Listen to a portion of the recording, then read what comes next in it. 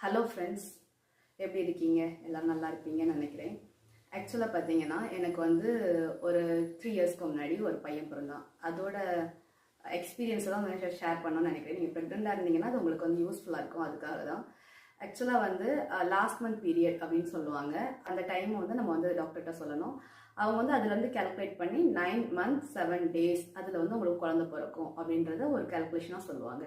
அதை நம்பி மட்டும் யாருமே வந்து குழந்தை பெற்றுக்காதீங்க. அதை வச்சுட்டு தான் நான் வந்து என்னோட எக்ஸ்பீரியன்ஸ் வந்து ஷேர் பண்ணுறேன். இப்போ நம்ம இந்தியாவில் வந்து எல்லாருமே அந்த கேல்குலேஷன் படி தான் வந்து குழந்தை பெற்றுக்குவாங்க. ஆனால் வந்து அது வந்து 100% வந்து கரெக்டானு கேட்டால் நான் வந்து தப்பு அப்படின்னு தான் சொல்லுவேன். என்னோட ஹஸ்பண்டோட ஃப்ரெண்டோட ஒய்ஃப் எப்படி தான் அவங்களுக்கு வந்து லாஸ்ட் மந்த் பீரியட் பார்த்தீங்கன்னா அவங்களுக்கு கல்யாணத்துக்கு முன்னாடி வந்துச்சு. அப்போ அவங்களுக்கு எப்படி லாஸ்ட் மந்த் பீரியடில் வந்து கால்குலேட் பண்ண முடியும்? அதனால தான் சொல்கிறேன். அவங்களுக்கும் அதே மாதிரி தான் நார்மல் டெலிவரி கிடையாது.